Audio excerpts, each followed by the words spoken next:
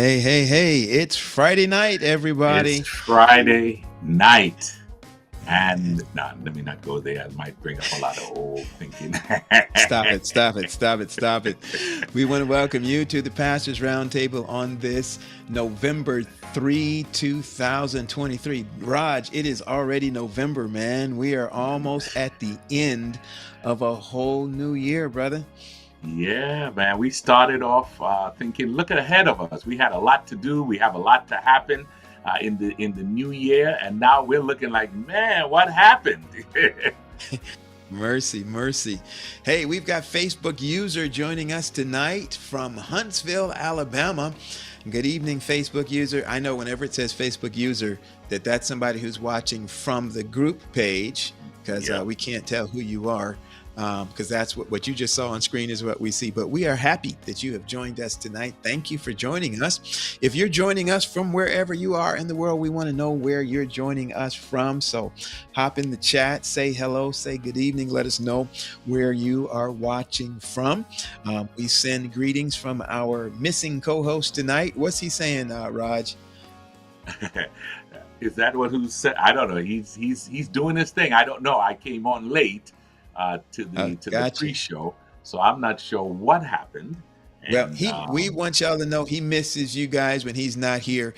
He loves the yeah. interaction, being able to interact with everybody. So he's just unfortunately unable to be with us tonight, Oh, but he sends his greetings to our live audience and our replay audience tonight as well, Dr. Dion Henry.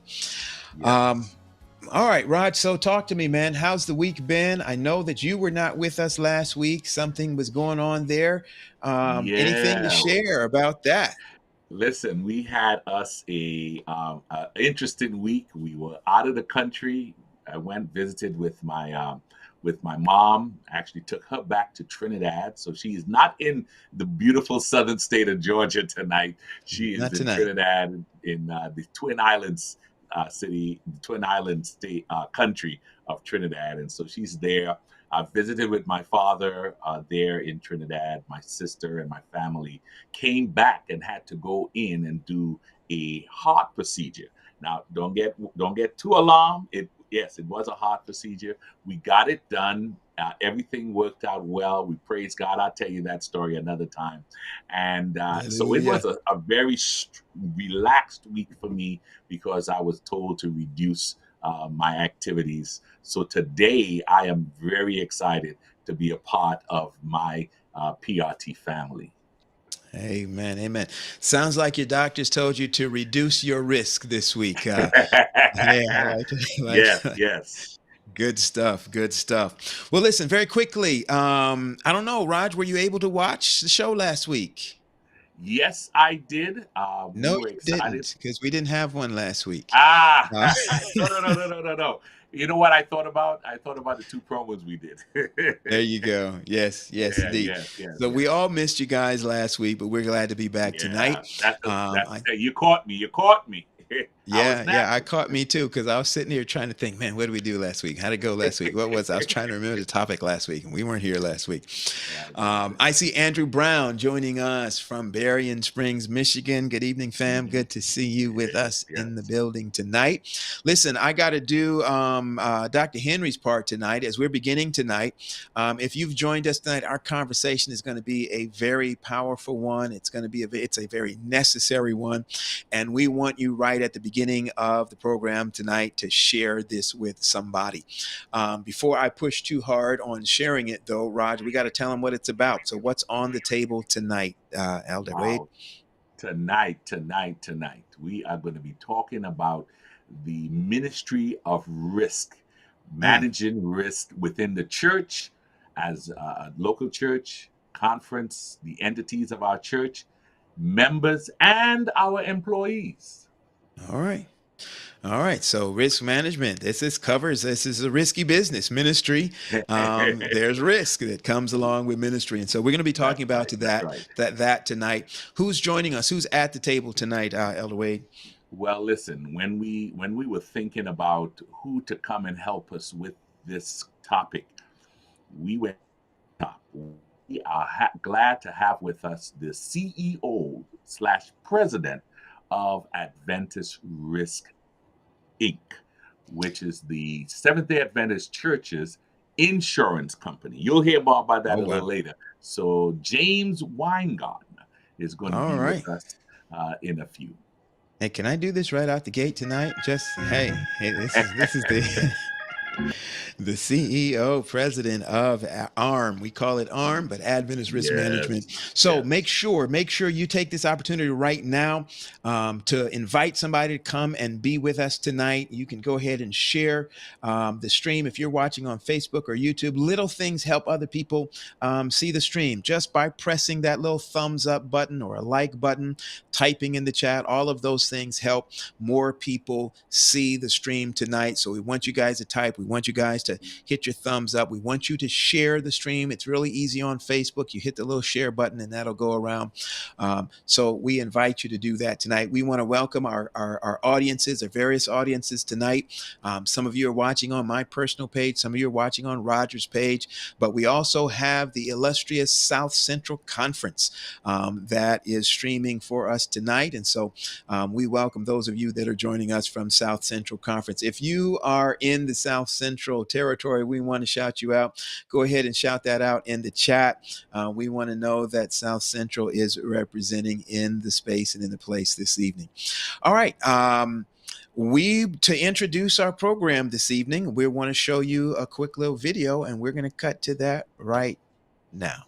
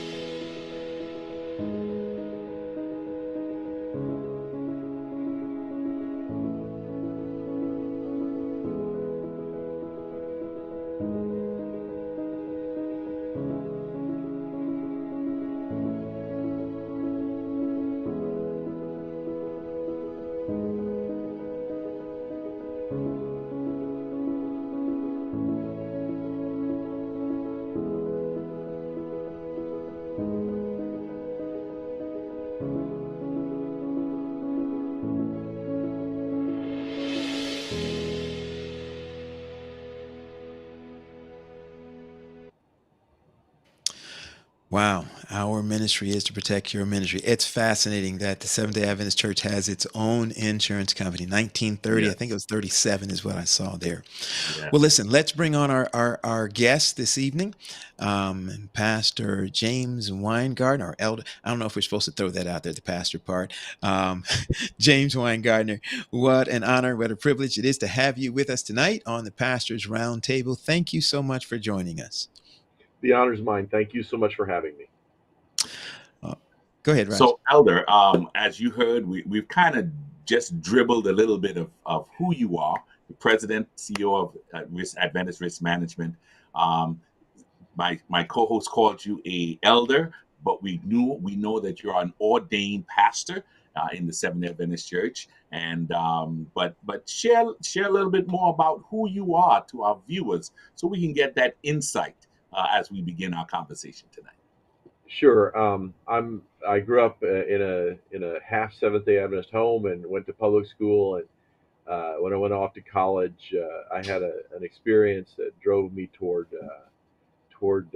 not only faithfulness to Jesus, but also toward the ministry. And so I Mm. wound up at Southwestern Adventist University in Keene, Texas, and Hmm. worked for the Texas Conference for a few years. And then I went off to law school and Okay. became a lawyer. and practiced law for 25 years in insurance and other areas. And then after all that happened, the church called me back to serve as a pastor again, and I ultimately wound up pastoring the Keene Seventh Day Adventist Church, where I'd gone to college. And Oh, then wow. while I was pastoring there, they invited me to come back to Adventist Risk Management, where I had served as the claim director some 20 years ago. And they asked me 2 years ago to come and serve here as the CEO, and that's what I've been doing for the last 2 years. Nice, Wow, nice. that's awesome. That's awesome. Good stuff. Good stuff. Well, listen, we want to jump in, Raj. Let's go ahead and Oh, begin with a word of prayer. yes, And yes. I was and just about to say uh, that. Raj, if you would open up for us, Doc. Sure. Let us pray. Father, we thank you again for this, your show, your evening, your opportunity, your people. And we thank you for our guests joining us. We pray, Lord, that the discussion would be fruitful and bring resource and knowledge, acknowledgement to the ministry of risk management in the Seventh-day Adventist Church. We pray, Lord, to direct this conversation. This is our prayer in Jesus' name. Amen. Amen. Amen. Amen. All right, I want to jump in starting off. I'm looking at your website right now, Winegardner, and I think we have a screen with that up there, and I want to zero in on that line, that phrase that is the banner on your website. For those of you that may be interested in taking a look at it, it is simply adventistrisk.org, adventistrisk.org, and it says our ministry is to protect your ministry. Talk to us about Mhm. that. What do you mean by that? What's meant by your ministry is to protect our ministry? Well, every one of our employees is a member of a local church and active in a local church. They all do ministry. Uh, the ministry of our organization is not to do ministry. We don't typically do evangelistic series and crusades or anything like that. What we do is, I always say, everything we do is to either preserve, protect, or restore assets for your Mm, ministry. mm, And so the assets are out there. They're all at risk. They're all at peril, especially if you're, in a wildfire area, or if you're in a hurricane area or a tornado area or an earthquake area. And so our role is to make sure that when those risks affect you with a loss, that we are there to put it back together as quickly as possible, to prevent loss if possible, and to correct the problems when they come up. mm. Wow, that sounds like a full-fledged like insurance company, like with claims and like many people have with their homes and everything like that. So, If I can, you're I'll share with you what we have. We have a okay. claims department, of course, Uh-huh. but we have a captive insurer that's actually domiciled in Vermont, where lots of captive insurers are. So we own an insurance company, and that insurance company then the administrative management arm runs that with a marketing department, that people that go out and actually work with conferences and conference leaders and administrators to help them make sure they properly insure all their facilities and people. And then we also have an arm that does the healthcare for all the employees of the Seventh Day Adventist Church in North America. And then we have, well, the United States. Canada has a socialistic health care system, so we don't do that. But and then we have an underwriting department. We have a department that does communications, like that beautiful video and website that you saw, Hmm. and so we're a full-fledged insurance company that lives and works in Maryland, but is domiciled in Vermont. Okay. Wow, wow. So, So, so so Roger, I have a follow-up interestingly, to that, if I can, Roger. It, yeah. Go ahead. so people have just heard that Seventh-day Adventist Church has its own insurance company. So can I go and cancel my homeowner's insurance with Farmers and give you guys a call, or Edna or whoever, and say, hey, I want the church to insure my home and all of that? We would What? love that, but we're owned by the church, and so we can only insure typically what is either in the yearbook. You don't know what the Mm, yearbook is, right? hmm. Hmm. Yeah. But explain that to our audience. Our audience may not know what that is. There is a book that's published every year that lists every official denominational organization entity and person employee. Mm. And so it's a big, thick book that gets published every year, and that is our potential market. We don't force anybody to insure with us. Everybody has a choice. But if they want to insure with us, those entities insure with us. Typically, what we do is commercial insurance, except in South America.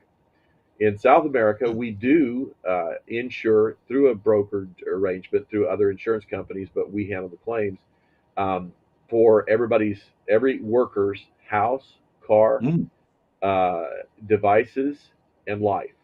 So Wow. we insure every worker. I think there are 50,000 in South America through our South American Brasilia office, and so we do that there. We'd love to do that here, but as you know, North American pastors are a little bit of a more independent breed. I'm not sure they'd all sign on for that.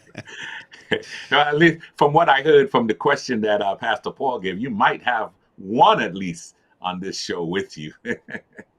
But I was going to ask, as you talk about our ministry is to protect your ministry, most other entities within the church, you pointed out you don't do evangelistic or don't do ministry at all. But you know, everybody else in the church thinks that that's what they're supposed. All the other departments kind of just they buy into the fact that we got to do some kind of ministry. But how would you particularly explain the protection ministry as opposed to having a ministry that has baptism? So we do have a couple little mission projects that we do, but that's not our focus. And so we do that just to be shoulder to shoulder with others who do those ministries. But what we do is we help every entity.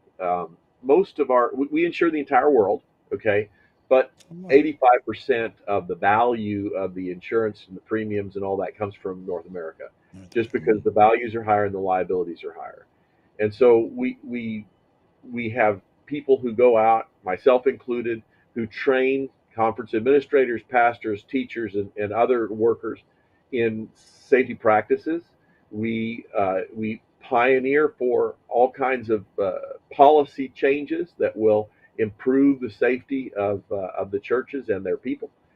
We believe that a church should be the safest place on earth Hmm. for people to be, and so Mm. we work really hard to get everybody practicing the safest possible policies. You know, there's always a problem when you have a commercial building. Mhm.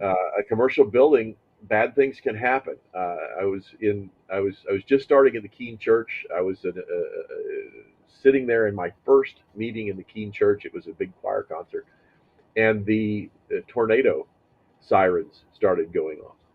Mm. And I asked, I said, "Well, what do we do when the tornado sirens go off?"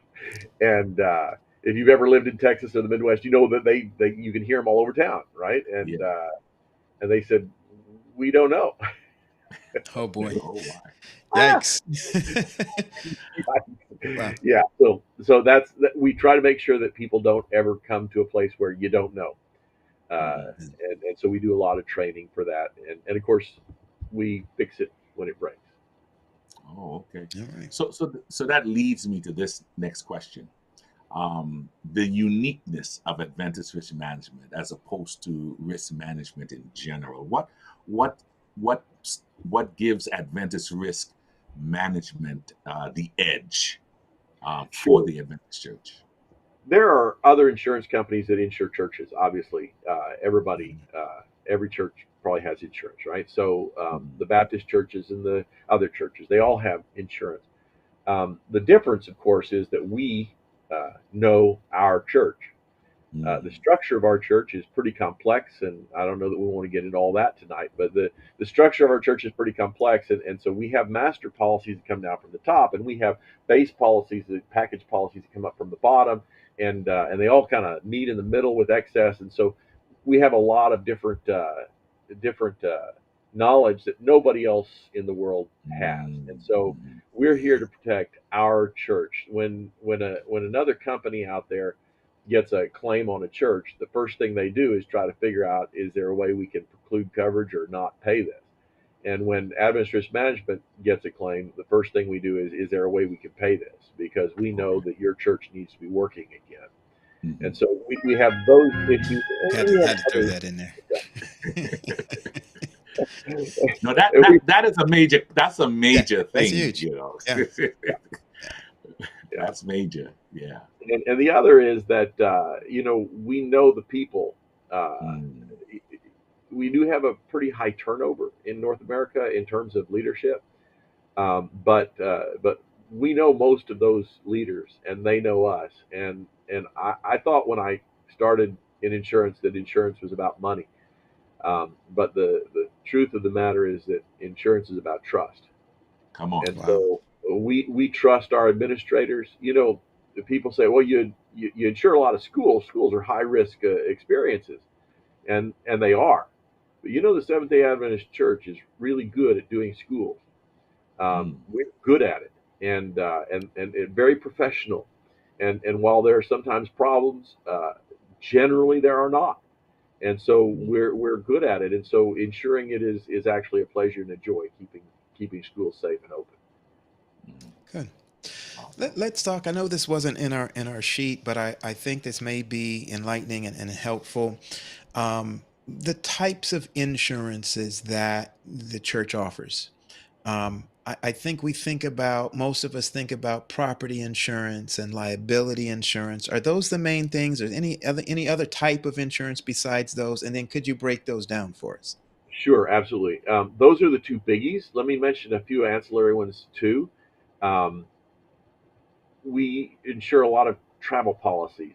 Um, Hmm. I don't know if when you buy an airline ticket, sometimes it says, "Do you want to buy the insurance?" Right? Mm-hmm. But Hmm. but we do that for our workers. We have a number of packages of that kind of travel insurance that we do.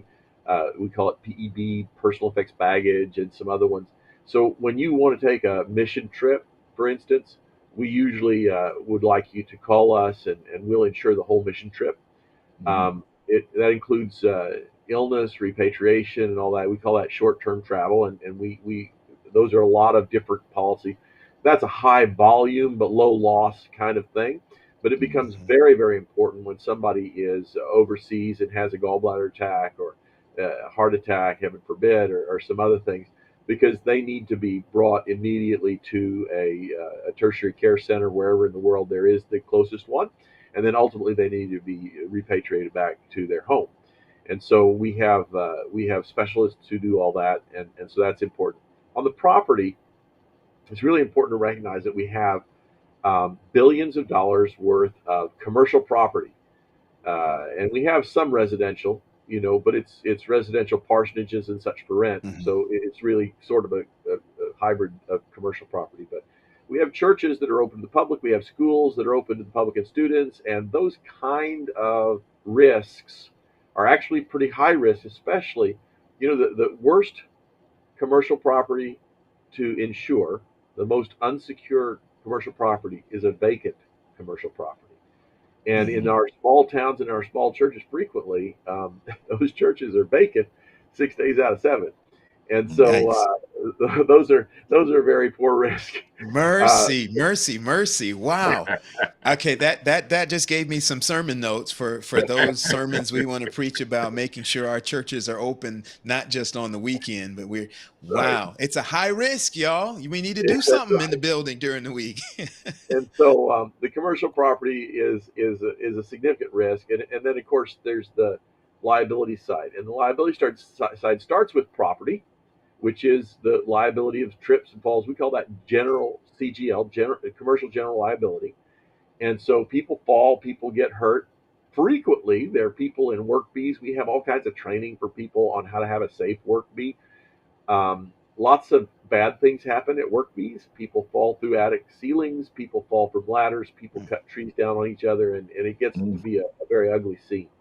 Mm. So we want people to do things safely and to hire out the professional work that actually involves significant risk. We don't want our volunteers and members to be doing things that they're not qualified and prepared to accept the risk of. And then the other exposures are the ones that everybody thinks about when you think about churches, and that is anytime that you place mostly men in a position of responsibility with regard to women and children, you're going to have what we call sexual misconduct, and we have policies for that under under sexual molestation and EPL, we call it, and these are exposures that happen when you put people together into good and confidential environments. Wow. Man, Good. I'm sitting here saying all I know is I show up in church on Sabbath morning, sing a song, read a scripture, hear a good sermon, I go home. I didn't know all of this is happening in the Yeah, background. yeah, we have to train people. Uh, we sell our insurance to conference administrators, and so everybody who goes to church regularly knows who their conference administrators are: the president, secretary, treasurer, ministerial secretary, and a few others, right? And the superintendent of schools, etc.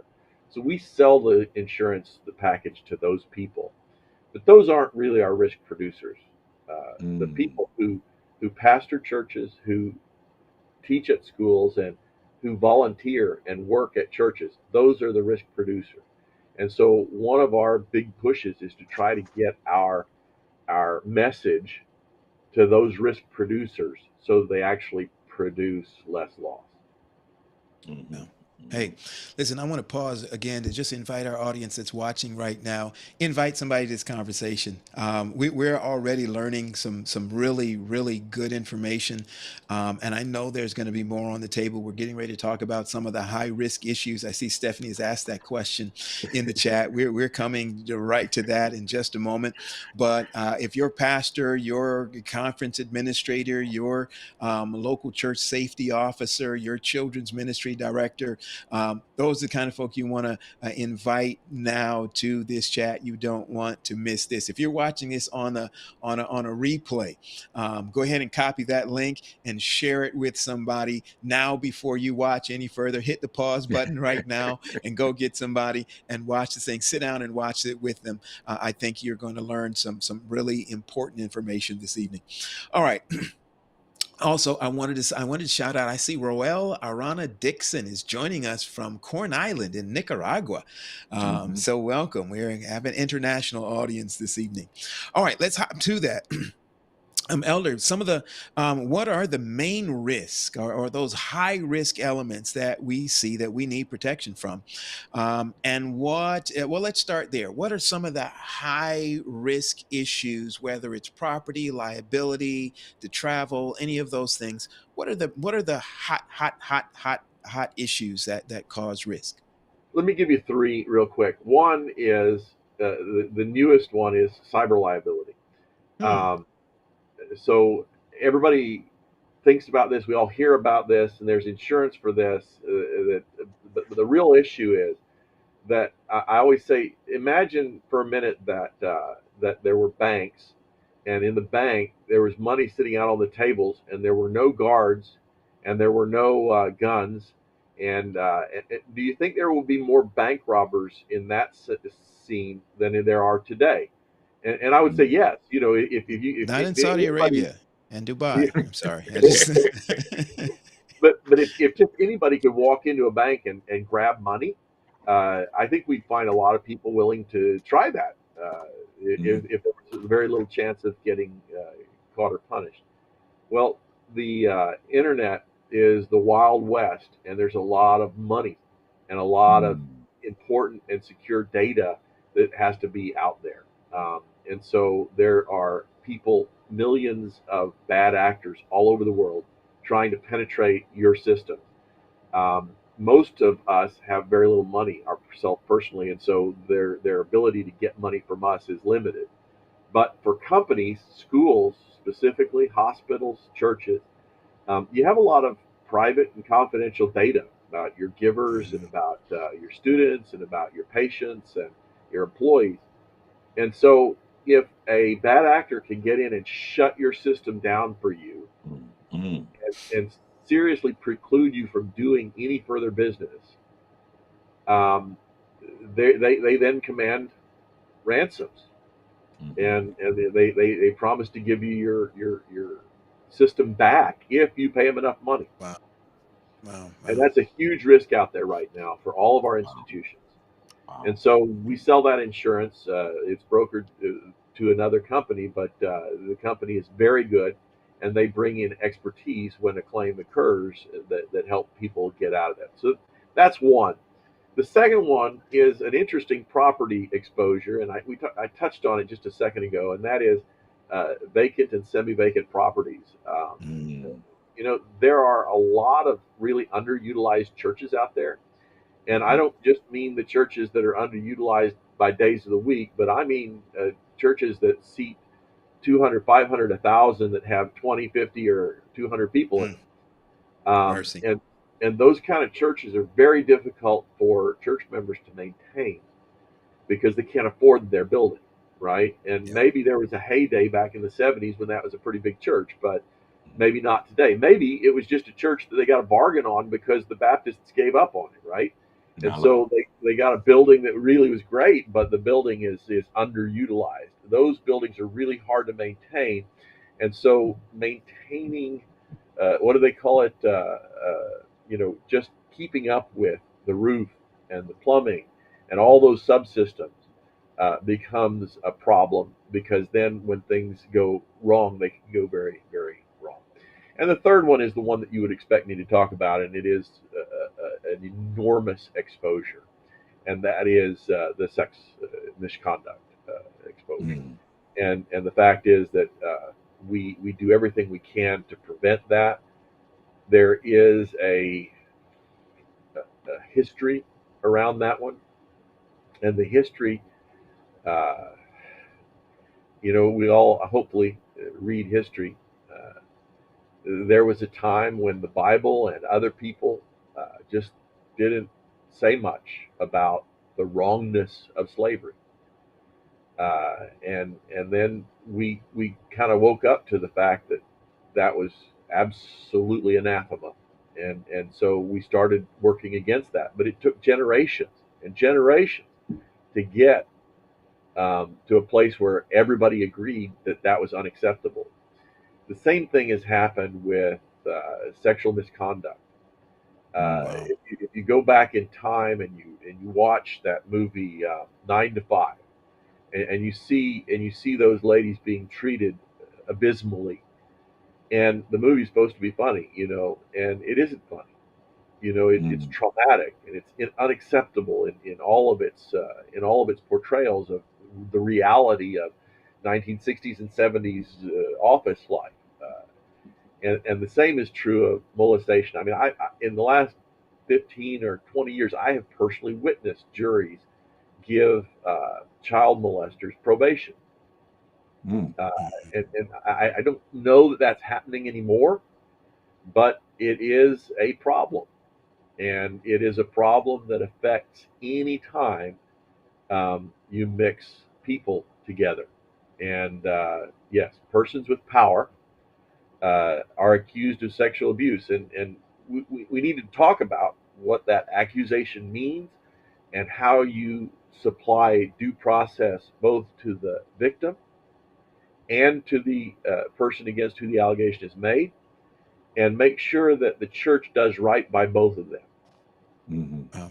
And so that's a really, really important topic. I spend a ton of time on that topic. Our mission and our goal, my mission, my goal is that our church never again retain or rehire a person against whom there is a believable accusation. Wow. Period. Now, it takes generations for everybody to get on board, but I believe our conference administrators are more and more sensitive to this every day, and they are actually working with me to help with this prevention. But then you go one step further, and that is perceptions. Perceptions Mhm. of people from the 70s and the 80s and the 90s. It's a problem because those perceptions take a long time to shift.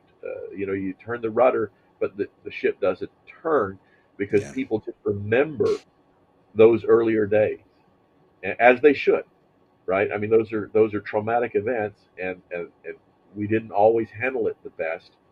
I Mhm. think the Seventh Day Adventist Church did better than some other churches, but nobody's perfect, and our goal now is perfection.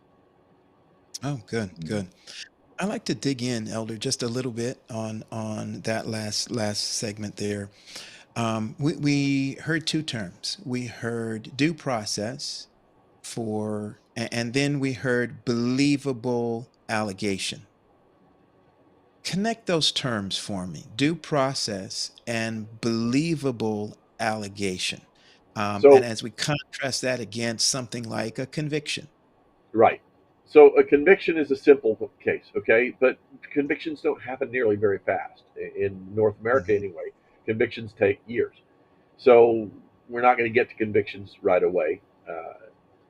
Allegations, there is very little in it for a woman or a child or even a man or a boy to make an allegation against somebody. Okay, Mm. there's no percentage in it.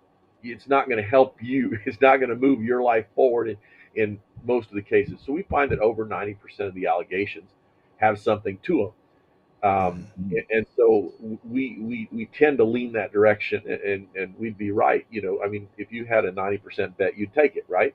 So we kind of treat those as very serious. When there is an allegation that is false, you can usually figure out the motivation for it. Somebody's really mad at somebody. There's a custody battle going on, or something else is Mhm. happening, and you can kind of ferret out why that would happen.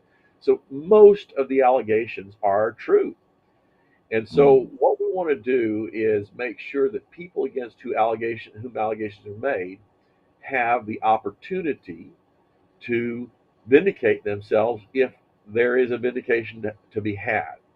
And so the church actually has a policy. It's a very good policy in the Red Book. Do you all know what the Red Book is? The one that we don't Yes. get, yes. Yeah, the They one won't that give you, us. that's the one. And I'll tell you the section and page. It's called E87. The Red Book is the North American Division Policy, Working working Policy book. policy. It's another thick book. It's just as thick as the yearbook, and it has a section called E87. And E87 provides for due process for people who make accusations and people who are accused against, to have a what they call a sexual ethics committee that will hear this in an unbiased way and make a decision whether they believe that allegation to be believable.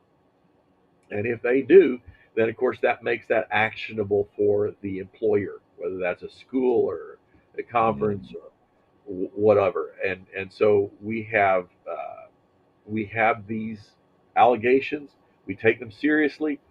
Here's the problem: historically, when a person makes an allegation, uh, the person against who the allegation is made says, "Well, I didn't do it, but I'm going to make it easy on you guys. I'm just going to resign and I'm going to move on." That is usually satisfactory to a woman who has been improperly abused, right? They didn't want him to be a pastor, and that's what they really wanted, and so that's what happened. The problem is for them then later to come back and look for work someplace else. How do we Mm. know that happened? Mm. It wasn't fully Mm. investigated, right? Exactly, sir. Exactly. It wasn't Yes. fully Yes. investigated. And so our Mm. goal is that people will enact E87 every time, so that there is a due process record that says, well, we investigated and we found that accusation to be believable. Uh, that's the problem. Good. There's a Mm. question that's in the chat there from the Beacon Network that says, how prevalent is sexual abuse and misconduct by leaders in the church in the NAD versus worldwide?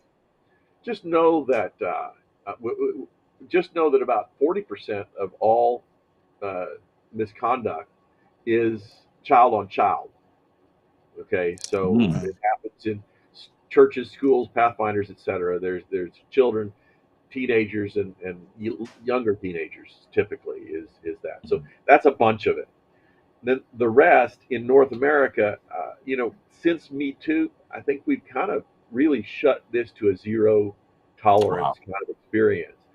There Okay. is still a resistance on the part of victims to say anything, because again, Yeah. it exposes you to embarrassment and humiliation, and sometimes you're afraid that somebody won't believe you. And historically, those have been legitimate concerns and fears. And so it's very clear that not all victims report the accusation. Okay, but when they do, we take them very, very seriously in North America, and that means both the United States and Canada. Now we go over to the rest of the world, and it is a hodgepodge. Mm. Nobody has the jury system that the United States has. Okay, nobody. Mm. Nobody has plaintiff attorneys that can come and take and make and turn an accusation like this into real money for the victim. Every place else in the world either has uh, checks and balances on the jury system, or they have the code law system in which you don't get a jury, you just get judges.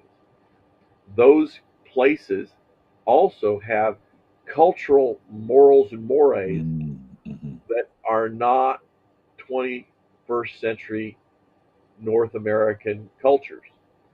And so, a lot of now, I'll tell you this, the highest levels of the church have asked me, and I have responded to speak to the division presidents from the whole world, because they know that this is a problem, and it's a problem that isn't necessarily being addressed because there's no real exposure there.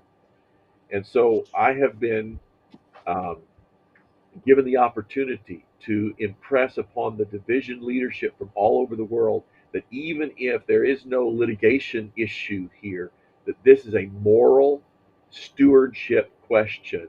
We are the stewards of the people in our churches, and we have to take this seriously, and we have to make our churches safe places. Mm. Uh, Yes, yeah. yes, yes. So thank you for that. Thank you for sharing. Thank you being transparent about it. You know, some of us we think that the best thing to do is to put our head in the sand and not talk about Mm. some of these Wow. issues. But I wanted to ask this question about the laws of the land. Some folks see the law of the land being a little more aggressive, or seen where there are more, uh, action being done when accusations come up. I know just recently there was a law enacted in Maryland, the Child Victims Act of 2023. And the Catholic Church, I think it is, or one of the churches, made a major statement right away before the law really came into being. How does the law of the land affect the church, either at the conference level or the local church level, when it comes to these kinds of issues? So these laws that you're referring to, they go by various names depending on who you ask. But what they really do is they take a statute of limitation. Statute of limitation is what says how long you have to sue. So I'm from Texas, and I tried a lot of cases in Texas. And if you have an auto accident case in Texas, you have 2 years from the date of the Mm, accident to sue the mhm, person that you think was at fault for the accident. If you don't sue within 2 years, it's over. The person who was negligent gets a pass. And so they used to call them statutes of repose. So statutes when you can rest and you don't have to worry about being sued anymore. Um, it becomes more tricky when the victim is a child. And so mhm. in molestation cases, frequently the child is the victim. And so you can't give a child 2 years. And so typically they would give the child 2 years past its 18th birthday or some kind of scheme like that to allow the child to have a longer time to make a decision whether they want to sue about this. Typically, molesters don't have a lot of money. So it wasn't a real lucrative thing to do unless the molester was working for a church or a school or something like that. What Mm, happened with the Me Too movement is people's sensitivities were all raised about these issues, and the sensitivities were, in my opinion, appropriately raised, right? Uh, mhm. we need to care about the safety of people and people who are vulnerable in the face of other people who are less vulnerable. So let's just say that was an appropriate Well, several states, California, Oregon, West Virginia, Canada, New York, and others, and finally Maryland. Maryland's kind of late to the game, but have either obliterated the statute of limitations for these type of claims, Mm. or they have extended them, or given a window that you can bring them if you didn't get to bring them before, or you can um, bring them with limits. The Maryland one has a limit. It says you can bring it, but you have a limited dollar. And the reason for that is because back in the day that we've had claims in New York from 1972, Mm. uh, Oh, and they come up in the last year. Well, what are you going to do about that? Because the policies didn't have coverage for this in 1972. Mm. And if you'd have brought the claim in 1972, your damages would have been that big. But if you bring it in 2023, they're going to be that big. And so that is the kind of inequity of the thing. But it ought to be done, and we need to know about these deals. And a lot of the perpetrators are dead. Mm. Uh, these laws are sweeping the country as different states become more aware of historical problems with institutional abuse. We've just been to talk to the people from Australia.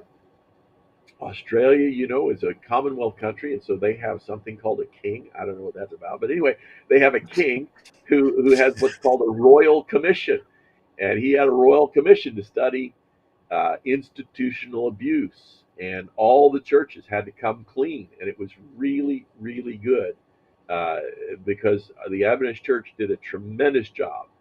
Several people there in Australia did a tremendous job of bringing these cases up, being transparent about it, and then moving forward with a plan for how to deal with the future.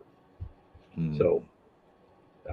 I can have so much more information on this. I just don't overload you with the stuff on this, but I'm happy to tell you everything you want to know. You have to no, guys, hey, that's good. Listen, I think Raj, we can we take a break for a quick minute and do Yes. Yes. all right. Now I want to And give you a heads up, Elder. I know that we are recently out of or finishing up the NAD. Is it NAD year end? yes. you're in, yes, they just I'm finished it. cur I'm going to ask you at some point when we come back, is there any fresh news Yeah. that comes out of that we can kind of be the breaking news spot on that? So think about that. We're going to come right back. We're going to reset in just a moment. Don't go anywhere, Elder. We're going to bring you right back. All right.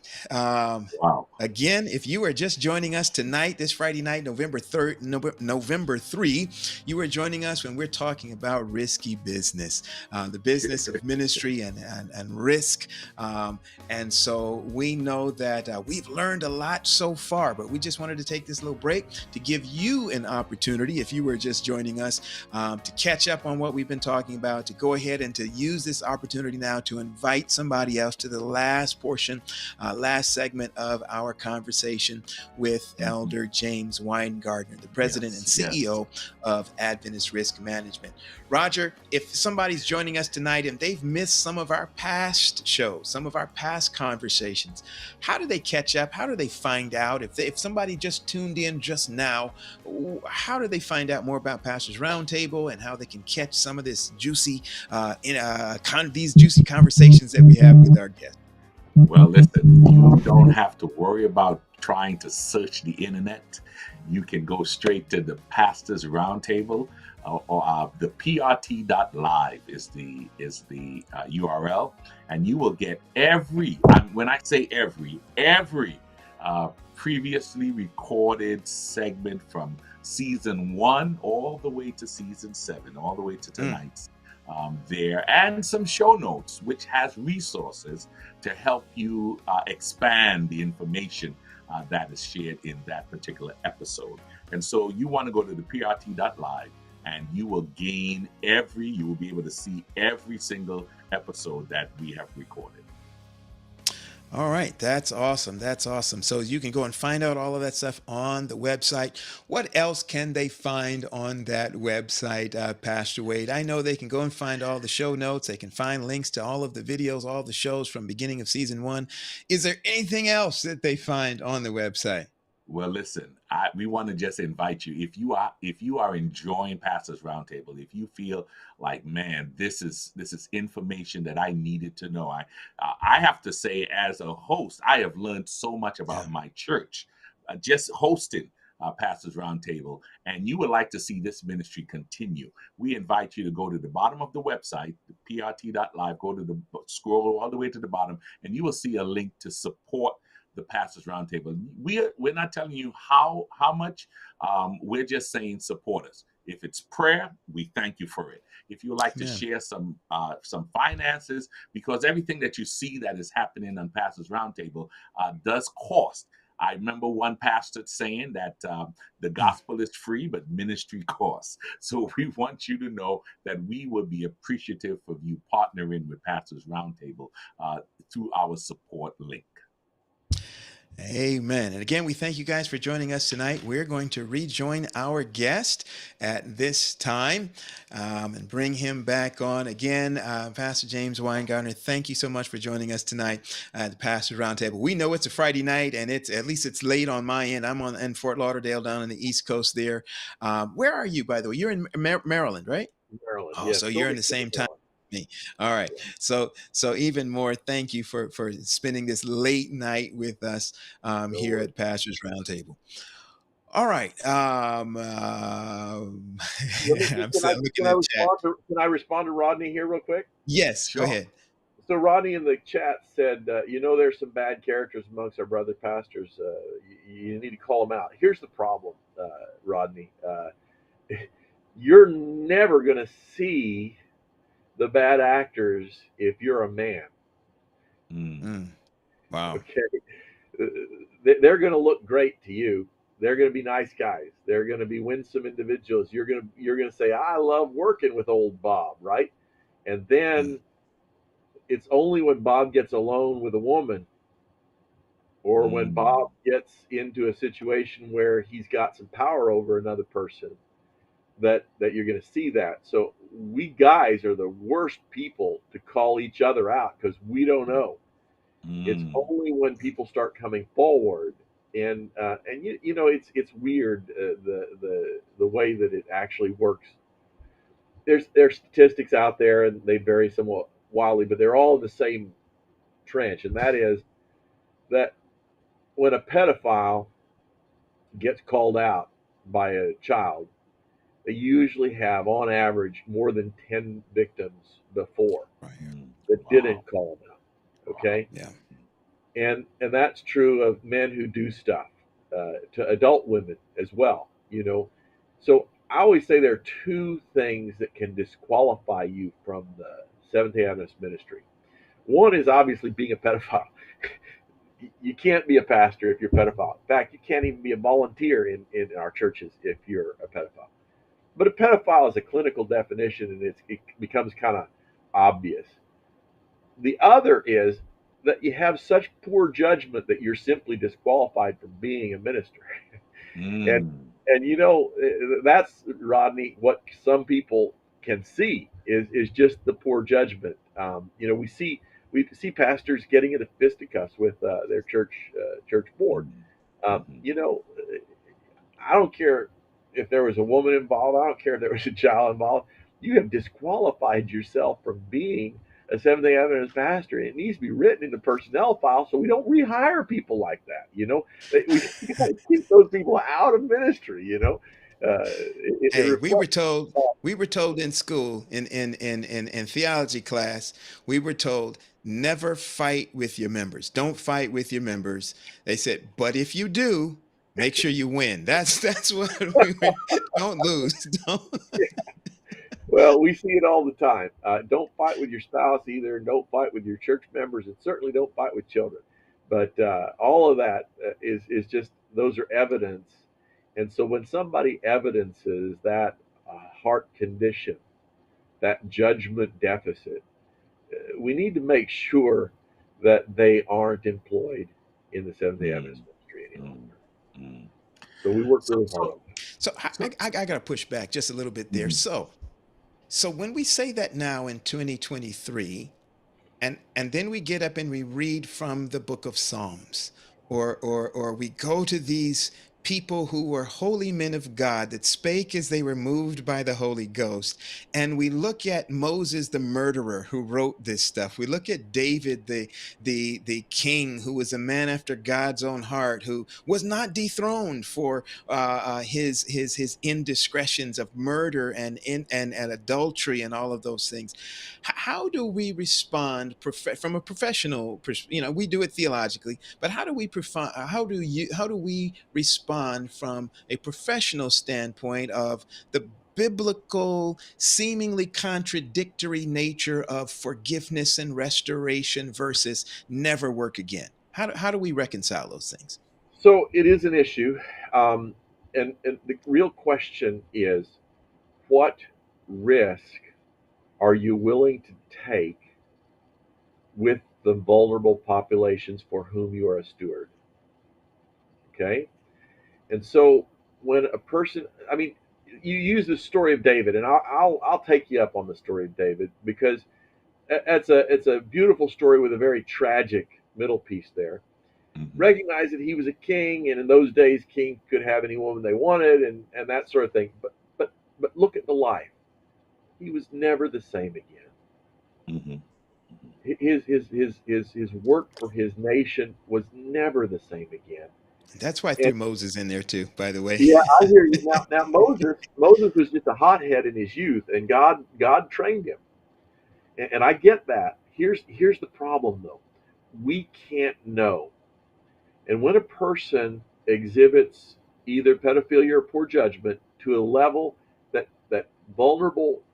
uh, vulnerable vulnerable people are being injured, we really need to move on from that, because if the next place that you place that person, if there's a new victim, that's kind of on you. mm, Mhm. And I always ask the church administrators, I say to them, listen, which is worse? A multi-million dollar claim because you hired a fella that you should have known was not going to be safe, or the victim that you created because you hired a fellow that you should have known was not going to be safe. mm, And I think the creation of a victim is worse than $1 million verdict. The victims are who we're here to protect. And Jesus tells that parable about a stone around your neck if you offend one of Mm, these little ones. mm, And, yeah. and so, I mean, he cursed people who offend vulnerable persons in the church. I mean, to make no mistake, if you read that text, that's Jesus cursing, calling out a curse on people. It'd be better for them, he said, to be drowned with concrete overshoes, as we'd say these days. And so it's a curse. mm. And there we are. There we are. So Um, I was going to ask the question. I mean, what you're sharing is duh, Good. making sense. But somehow it seems like there is a misunderstanding or a problem in translation when we get to the leadership of the organization. I mean, is it, what is that relationship? I think I might be jumping ahead here, but what is that relationship that you have as the church's insurance company to those that you sell the insurance to? Do they listen to you, or is it just a gentle suggestion and they just have to, they take the risk that that they didn't follow what you're suggesting? We actually have a clause in our policy. Since we have a captive insurer, we get to write our own policies. And Mm, so we don't just have to accept policies that come in the general industry. So we write into our policy that says that if an administrator hires somebody they knew or should have known, provided a risk because they'd done something before, then we don't have to cover it. wow. That's on the administrator themselves. Okay. Mm, Um, And so we talk to them about that, and we have the privilege, really, it's a great privilege, of once a year talking to the conference presidents in a president symposium. We get a half a day once a year to talk to all the conference presidents. And we talk to them about this issue. We talk about a lot of issues. The healthcare issues are important to them, all these issues. The other is we talk to the treasurers all the time. The treasurers are primary customers. And so we talk to them. Our agents go out there and visit with them all the time. And then we get an opportunity, and this is one of the most fun ones there is. The North American Division has a human resources conference, and more conferences are having professional human resources departments, and it's a very good move. And so we get an opportunity to speak to the human resources department, and that's a fun group of people, and they care very deeply about these subjects, right? And so it's a really good one. We also get Secretaries Council, and we get to talk to them once a year or twice. And so these are really good opportunities. In fact, I'm coming down to y'all's union. Is it a week from this month? Yes, our departmental meetings. Yes, I'll be there for that, and we'll be talking to the administrators at that time. So we'll be in the Columbia Union on Monday. We'll be in the Pacific Union on Wednesday or Tuesday, I think, and then we'll be in your union next Monday. nice. Well, Well, I listen, think go ahead. Paul. I mean, Pastor Paul. I think this is a great time to give a shout out to one of the HR specialists who That's are on our exactly what I was team. getting ready to do. Yes, sir. Same page. Yes.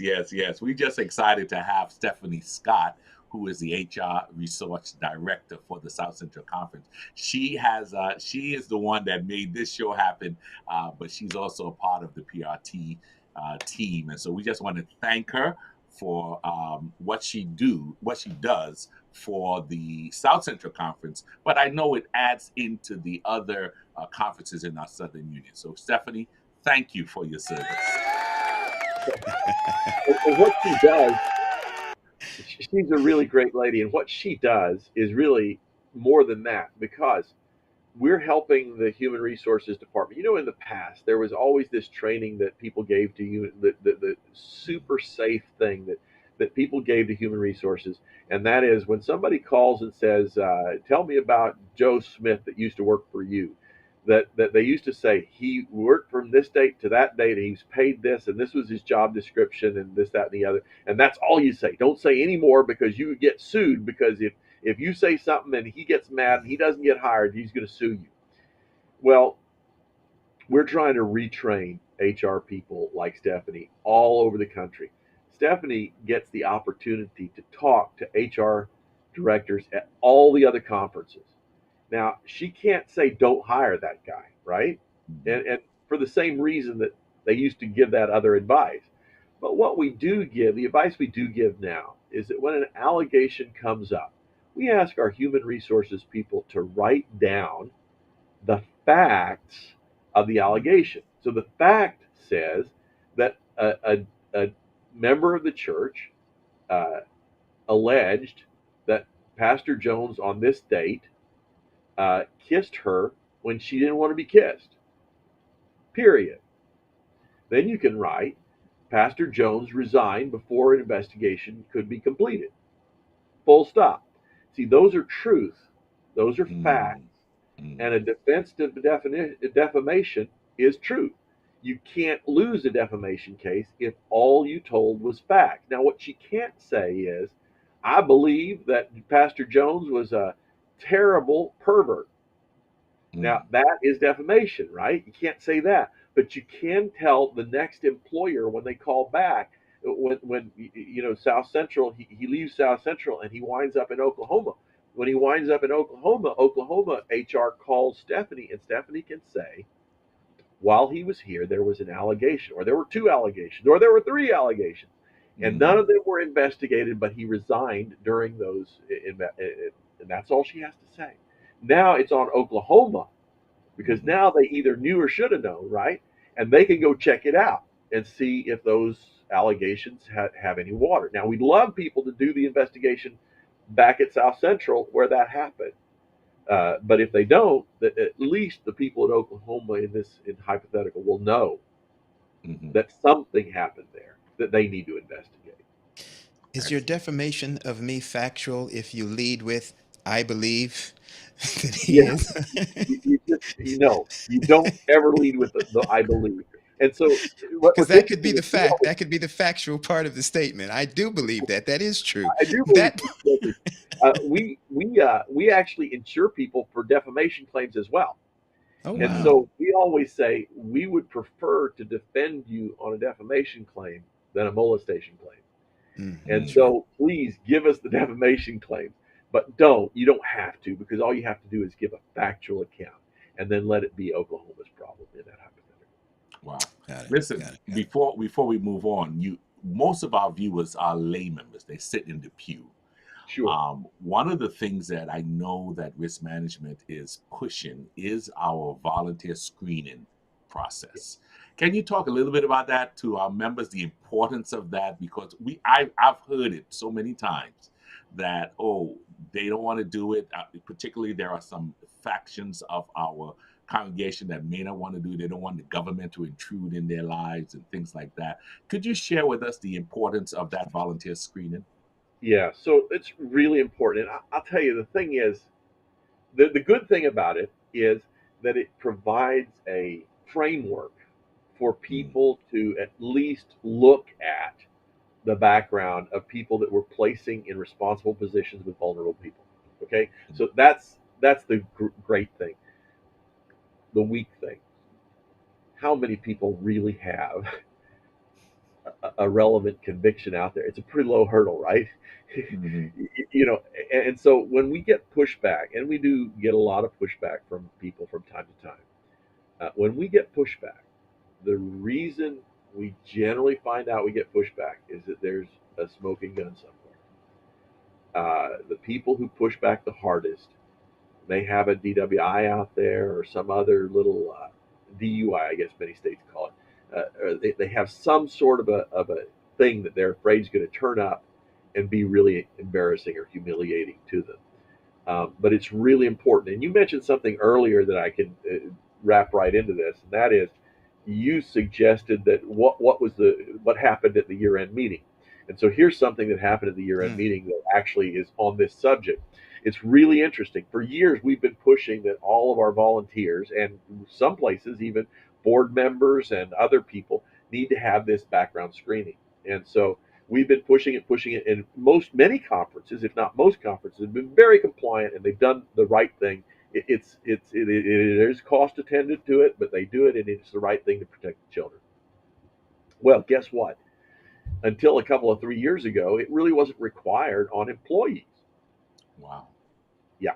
So a couple of 3 years ago, the North American division passed that it should be on employees. This year, they went farther and said that this is one of the things that auditors, all of our church entities get audited routinely, and that auditors will look for. And if the auditors find that you have an employee that you hired in that audit period that you did not do a criminal background check on, then you get dinged in the audit for that. So they've Mm. raised that to the level of an auditable rule, and that's a really good step in the right direction.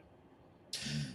That's interesting, and that's good that we have you here because I have, we've been hearing this for last 10, 15 years as pastors that we've got to do the background checks, particularly with the folk that work with kids, and then the treasury issue has also come up. Sure. What has never been, and there are two areas that I have questions with. I feel like it's my own personal consultation now, but one of them is.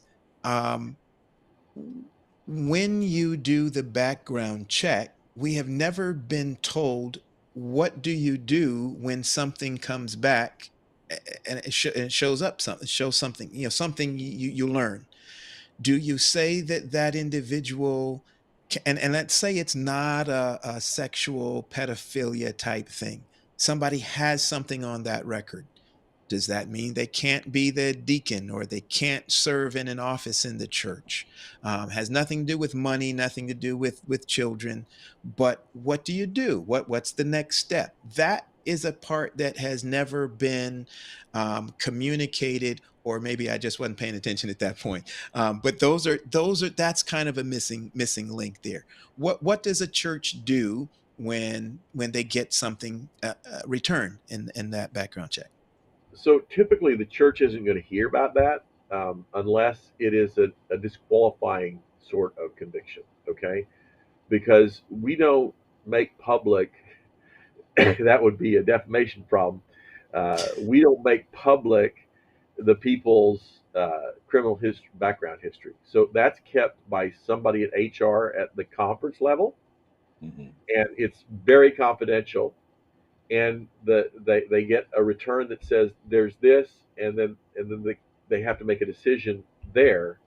So the church people are not going to have to make that decision based on anything. It'll just say no, disqualified. Okay, so that's all they're going to get at the church level, and that's Mhm. really kind of as it should be. Um, and so that determination is usually made at a different level entirely, so that it doesn't pollute the population. But let's go one step further with that question, and that is what happens when you know that there is a true bad actor, a person who's made a terrible experience for somebody, and they're down in the church now. ARM provides what's called a chaperone agreement. And so if there's somebody that's it's an intolerable risk that wants to attend your church, we want them to be able to attend your church if they can. But we want everybody else to be safe while they're there. And so we have a chaperone agreement that will help you to enact in your church so that the person who is a pedophile or otherwise a registered sex offender or something like that will have somebody to shepherd them so that they don't get into a position that they could maybe draw a new accusation or, Mm. heaven forbid, a new victim. Okay.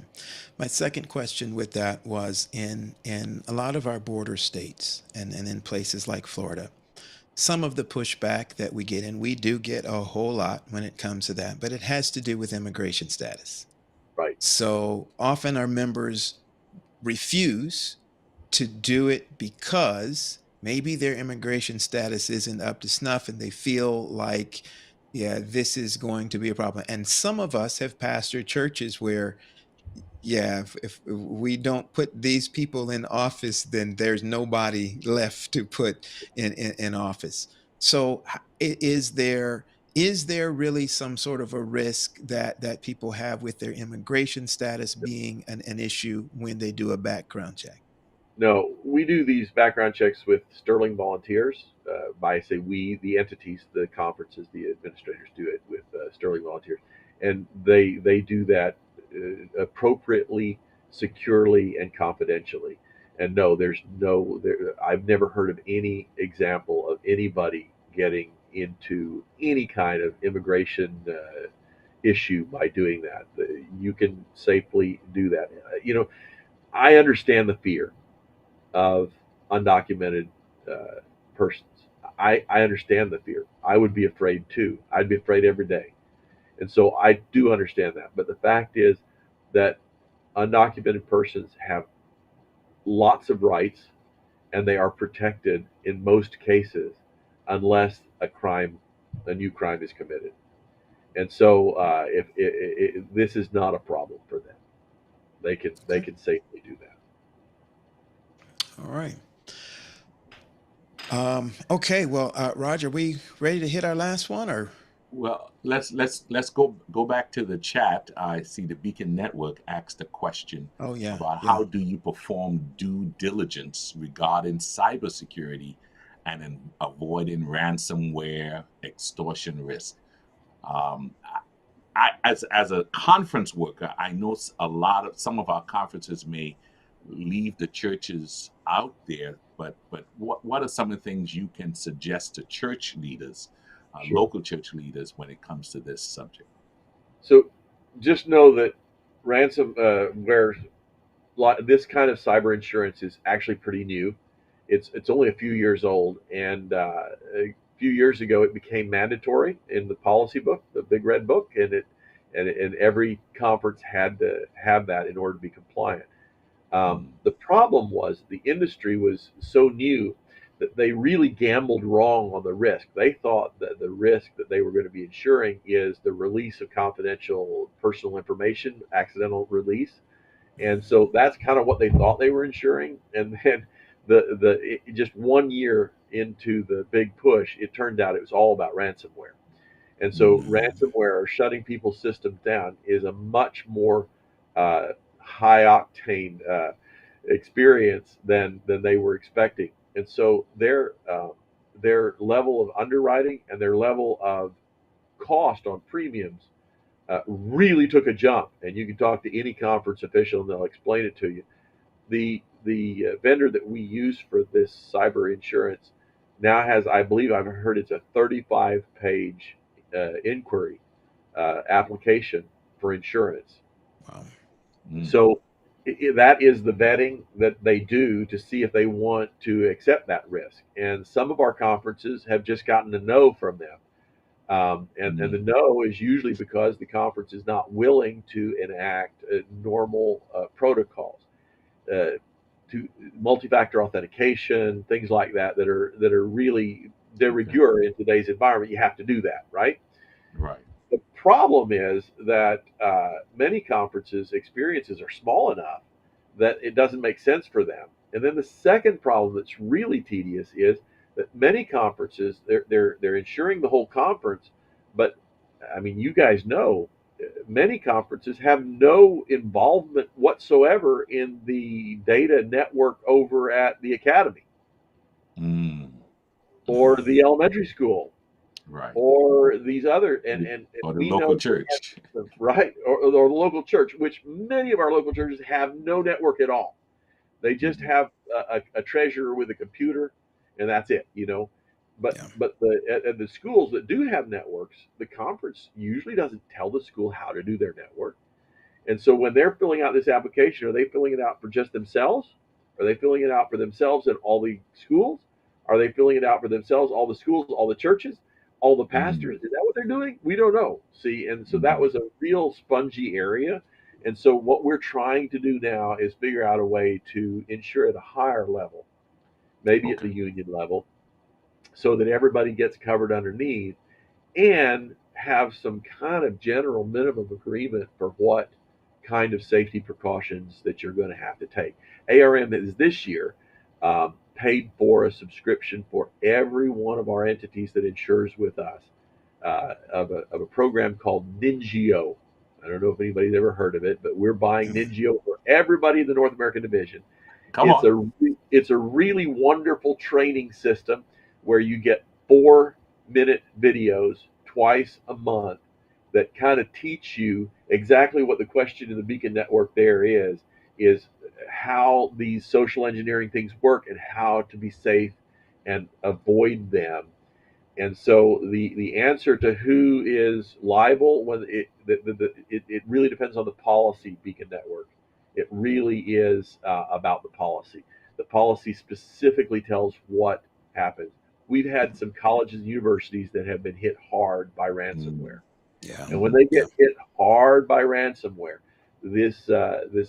our Beasley company has just swooped in and taken really really good care of them. So Yeah, that's we have. We I know of one university. Is still reeling from the ransomware ish episode they have, and so it's disrupting education. and, Yeah. and, For and some of our other universities, not that one, but some of our other universities have been reeling with their second and even third attack. Wow. mm, Wow. Right. mm, Mercy. wow. All right. I'm going to tack on a real world question to our last question for this evening. Got an email from my church clerk recently stating that one of the ministry leaders at the church who was on the board was asking for a copy of the church directory. And the clerk was saying to me, I went to the conference church clerks training, and we were told that we cannot distribute A church directory. That's something very simple. I think most of our watch our visit our audience can identify with. There used to be a day where we would Hmm. put out a church Oh yeah. directory. It'd have everybody's picture in there, a phone number, an address, et cetera, et cetera. I said to her, I have never heard of such a thing.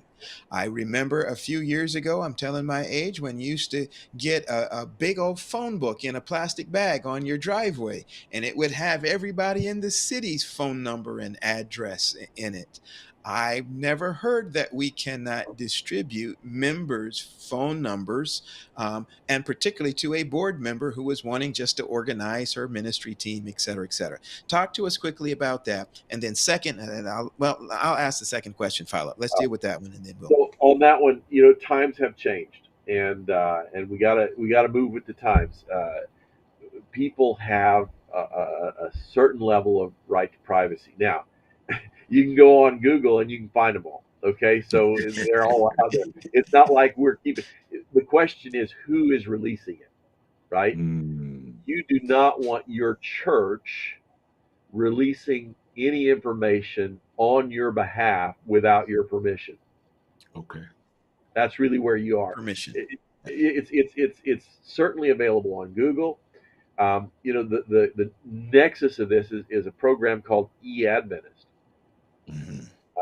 Y'all are familiar with eAdventist. It's Yes. one of the real data coups of the North American division. They actually created a really neat program to keep track of membership data in the North American division, and it's a really good app. It's a really good program, and your pastor has it, and your church clerk has it, but you just can't let it out to anybody without the permission of all those people. And so Mm, that's the issue, is permission. And so when you do a church directory, it's going to have email addresses. It's going to have typically cell phone numbers. It's going to have home addresses. I'll do you one better. I have a really good friend who his father was a printer, and his father and he used to set lead type for telephone books back in the day. mm. Excuse me. Now that's old school. Lead type Lead print type. Mercy. telephone books. Can you imagine? Anyway, end of it is that it's about permissions. And so, unless you go through a permission process that's appropriate, you shouldn't be doing a church directory, because the church should not be the entity releasing people's unpermitted private information. All Mm. right. So, big issue there is really permission, it sounds like. That's the permission. If you have the permission, then there's no issue. If you don't, then it's an issue. Okay. Last question then. And you touched on it a little earlier in one of your responses to another question. But when it comes to public speech, what's the connection between public speech and risk management, particularly when it comes to pastors, communication directors? Maybe it's just somebody who's a member of the church and it comes across as if they are speaking on behalf of the church. Public speech, what's the connection there as we wrap up? The insurance industry calls coverage for speech of that sort advertising liability. Don't ask me why. It's not the right name, but that's what they call it, advertising liability. And so this is where the pastor stands up, and in the sermon he says, I was counseling with Mrs. Jones the other week, and she told me about her chlamydia problem and all that. And now Mrs. Jones is going to be freaking out, right? And so But that's advertising liability. And so Mrs. Jones is going to sue the church, going to sue the conference, because he gave information that was completely inappropriate to her. Now, we do insure that. We insure that down to the conference level, which means your pastors. Mm, It would be difficult to find coverage for that for individual church member volunteers, but down to the pastor level, we do insure that sort of thing. And we also train our pastors on appropriate divulging of information that's personal about people. It's very similar to the last question. Do you have the permission to do that? And you'll hear good pastors sometimes say, "I have been given the permission to tell this story on a brother in this church that I'm going to call, you know, Jerry." And so they get permission to do that, and Mm. permission. If I had something to say to pastors, avoid embarrassment for yourself and others. Always vet your illustrations and get permission if it's a real illustration of a real person, and that I'm gonna includes be your in a whole lot children of trouble with my and wife, man. children and spouse. My children lived in mortal fear. My spouse lived in mortal fear. I'm the worst practitioner in that regard. Even when my wife is a very private person, and even when the story is one that puts her in a very good light, she Uh-huh. still doesn't want that told. And so we got to be really careful. And it is about permissions. And I generally don't have her permission, so I should not tell the story. Wow. But listen, you talked about a Including that pastor one. divulging. You Yes. talk about a pastor. You talk about a pastor divulging information. But what about a pastor who shares an opinion that makes it seem that that's what the church has? And I think you may be aware of a pastor in one of our cities up north, was in the pulpit and shared that it's all right for husbands to rape their wives. Right. And that got quite a lot of pushback. But it Right. also showed, that kind of shone a light on the church as saying, is that really what we practice? What about that in public speech and risk management? It is. I wish we had another hour because that's a very interesting question.